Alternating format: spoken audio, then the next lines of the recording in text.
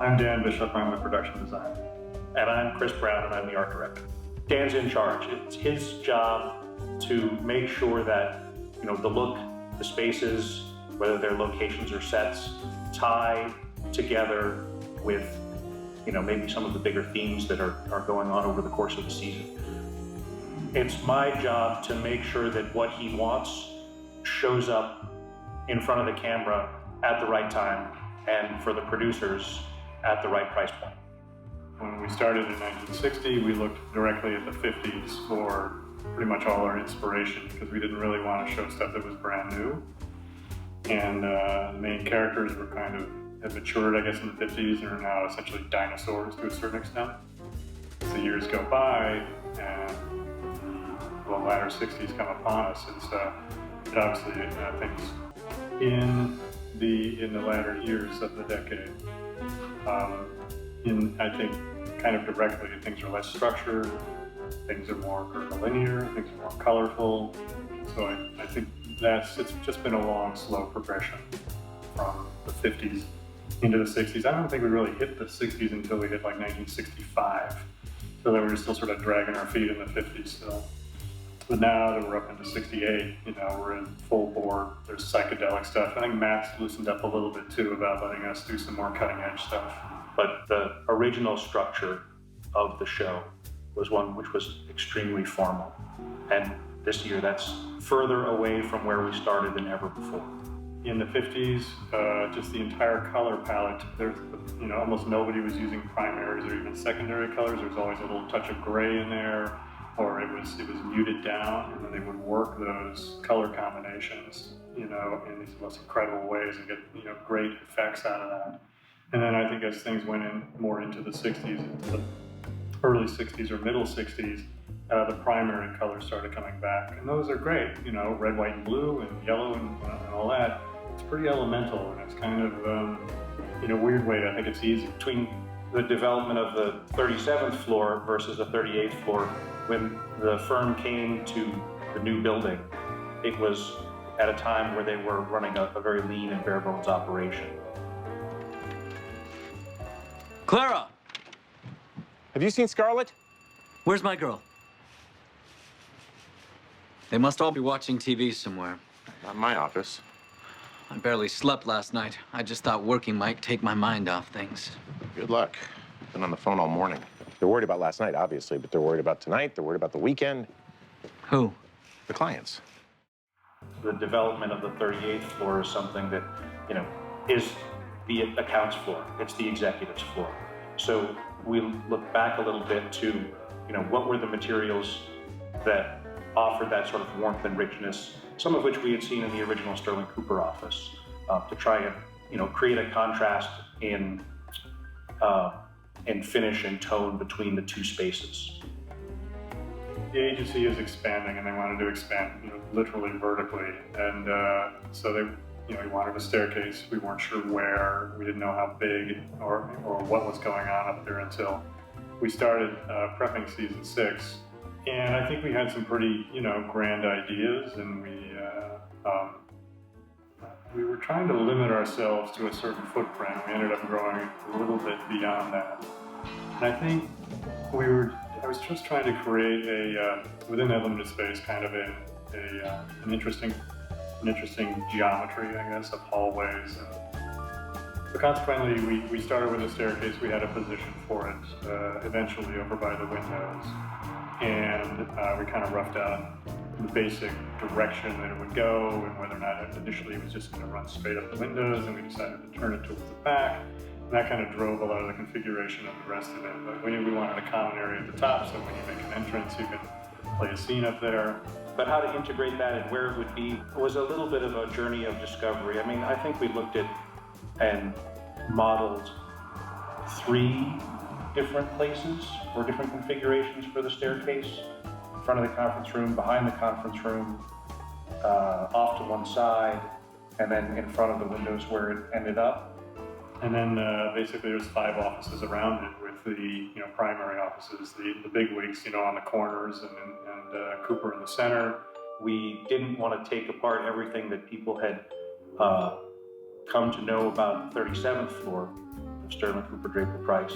We stay with a fairly warm palette because I think Matt kind of just appreciates that.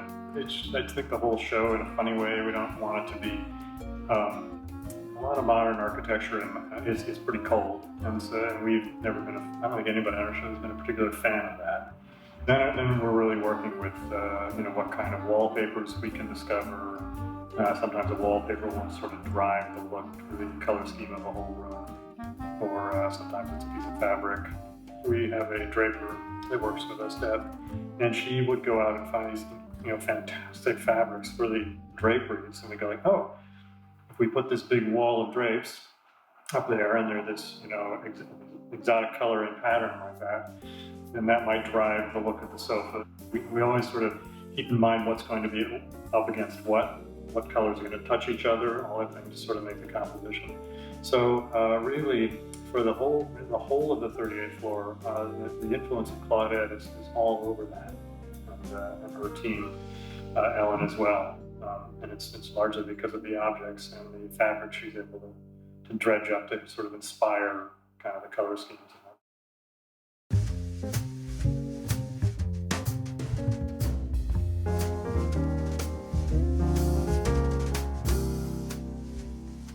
I'm Ellen Freund. I'm the property master on Mad Men. Claudette Didle, I'm a set decorator on Mad Men. Props are defined as anything that an actor picks up, holds, touches. However, it also includes things like license plates, food, and sometimes animals, so it's not a strict definition. But essentially, a chair is set decoration until someone picks it up and throws it through a window. I believe I would like a drink. What do you drink? Do you have any brandy? All of the bars are my responsibility. Claudette puts in all the furniture, all the smalls, basic telephones, typewriters, and I come through and I stock the bars.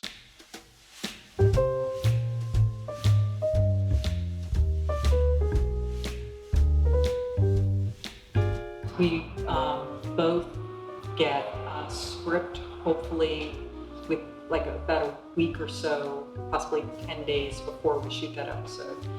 And from there, we have an idea of what sets are going to be. If it's adding on to a permanent set, like adding things to like Sally's bedroom, or this season we had Bobby and Baby Jean's bedroom. Sometimes, we both find things for each other. The amount of pressure that we work under that we get a script, when we get that script, that usually means we have 6 or 7 days till we shoot. Right. Well, 6 or 7 days to find all of these items, dress all of these sets, prove they're accurate, And get it shipped in. Is a ridiculous amount of time. Yeah. A sense of strong design in his office, and he's still a wealthy guy, and we figured he would have some very elegant furnishings there. But we wanted to soften him up as well, because his character is softening, between the LSD, and he's slowly coming out of his own 50s stupor to a certain extent, and realizing that there's kind of more of a world out there. And so it became more eclectic in a lot of ways. And because Matt asked us to personalize all the offices on the 38th floor, which is sort of different than the way corporations, did it in the 50s. We were able to sort of work with palettes. We kept him a little cooler, as I recall, and work with some palettes that maybe reflected some of the 60s stuff, but still had a certain somewhat restrained palette, I would say. A little on the cool side, maybe to kind of reflect his coloration. He's gray man. The look of that office is, is essentially driven largely by what Claudette could find and Rhonda, and then just sort of working with the choices we had at hand. As I walk into Roger's new office, and it feels, I don't know, maybe it feels a little like my father's office. Or maybe it feels a little like their home. It's the way, it's the scale of it, it's the furniture, it's the colors. Everything about it just feels totally at home to me. Claudette went out and found, just incredible pieces of furniture and, managed to come up with the money to reupholster things and just sort of piece it all together. We do the floor plan, so we lay out all the furniture in a drawing and try to say, okay, the desk is this, find a desk this big, and as she finds pieces, we change the little squares on our piece of paper to see if it fits, and if it does, they say, oh, the desk is bigger than we thought, but that means the table next to it will have to be smaller. We try to plan all that stuff out so that we don't get a bunch of stuff we have to then pitch out the door because it doesn't fit or doesn't go. And so we all work together on that pretty carefully. The coffee table my buyer Rhonda found on Etsy, and it came from a woman in Maine who claims that Janis Joplin supposedly broke a liquor bottle, a Jack Daniels bottle on it, so it has a little divot. The chairs I found also on Etsy, they're Finjoul, and they came at Oregon and shipped to us from a lovely guy. The knickknacks on the desk were found probably locally at different antique stores between like Sherman Oaks Antique Mall and City of Orange. All the antique malls that are in City of Orange have been phenomenal, and that's where I would go probably every other weekend, and then in between Sherman Oaks Antique Mall and Play Clothes and Burbank, and there's just a lot that's around. Welcome. Oh, I'm a little damp. Did it finally rain? No, but I walked. This was cold when I left. You walked from the west side? What an incredible space. Did you do this yourself? Oh, I had a little help.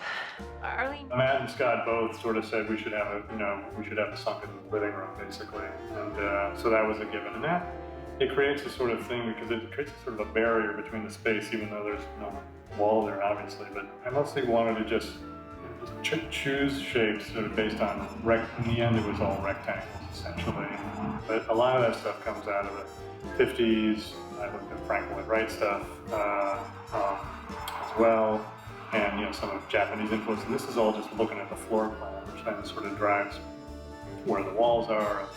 Some walls sort of extend out and things cantilever out. And then there's all the myriad of surfaces that we went through to sort of put it all together and collage that stuff together, which is it's a slow process. But we were also coming out of the apartment that he was living in at the end of season 4, and this was clearly intended to be a contrast and a willingness to embrace the money that he had, have an upscale place for he and his new bride to live it up in the big city. I think my favorite set of the whole series is Don Draper's apartment, only because it kind of looks pretty good to me. The level of craftsmanship that our guys were able to do is, is a little more above and beyond. And part of it is because we attempted more. But all that built-in furniture, and it's all made of real walnut. And Lars Peterson, who's the construction coordinator, and Sean Lyon, who was the initial painter on it, they just did fantastic work. It's all done with dyes and whatever, and it photographs well. Well, the Draper Kitchen's my favorite. It's filled with my favorite things. The appliances were probably the hardest thing for me. I didn't find the fridge until about a week before we started shooting that set, because the handle was on an unusual side, and I needed a bigger fridge than most. It's spectacular. That's my favorite appliance out of all of them. We both had fun looking for blenders and toasters and things like that. This was my find. I think it's probably my favorite find for the entire show. I found it on Etsy, and it's the rack with the utensils. Oh, yeah. It's so beautiful. I love their pots and pans too. I love all the dance. The dishware is danced, the pearled. Right. And their silverware, which I found on another website called High and Low, I think, that with the colored enamel, it's beautiful silverware. And they have several sets of dishes because Matthew wanted us to use like the McCoy whole brown with the kind of white glazed look for like cereal bowls or pasta, which is Megan's specialty. The napkins are fantastic. The placemats are amazing. All the glassware is so great. And Megan's coffee cup, the one with the big stripes, that's a beauty. The reference for that is Tudor City on the east side of Manhattan. And so it's this giant development of 10 buildings there. And so you can find reference on what those apartments look like. So we steer towards that pretty steadily. It used to be a little bigger. I think I drew about 5 different floor plans of it. It was bigger, it was smaller, eventually ended up the size that it is now. Right, and you did an initial version which had a little bit more separation, and there was, a hallway and a confined bedroom space, and living room, dining room space, and then there was a kitchenette, and then it was, Matthew was like, no, I want these spaces to be connected. I want that immediacy so that there's not, everything is happening in the same room.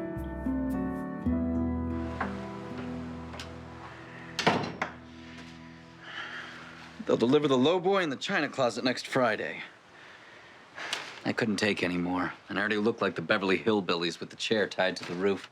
I don't want your mother's things, Peter. Well, Bud's not getting everything. We were able to get almost like overnighted the fabric to reupholster a 60s sofa and then do the drapes. We did the same thing in the bedroom where we had matching drapes and a cushion and the bedspread, just to have it all like very Trudy-like. It's the country, it's happy, and it's flowers. And Dan Bishop found this great wallpaper for the kitchen that had like little bugs and flowers in it, so bringing out more of the country feel.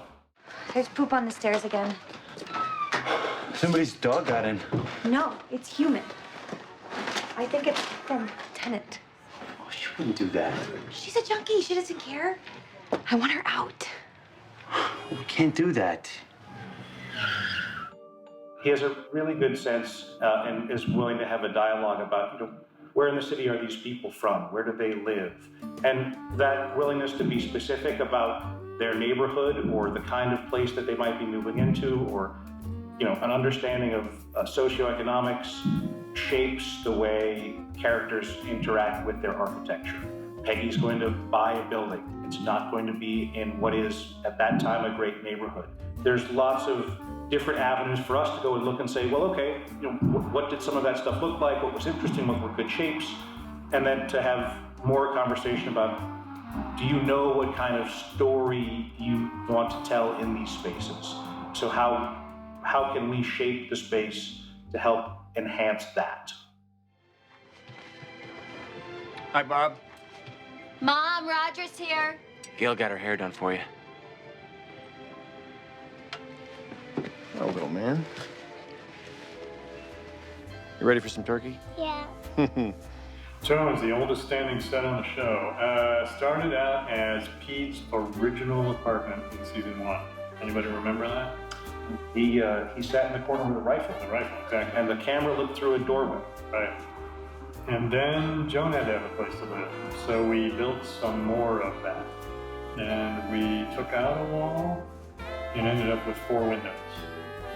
It's had 4 different colors of carpeting, turquoise and 3 beiges, I believe. Yeah. The turquoise drapes are what make that room iconic in my mind, and those have been, a constant and a through line visual.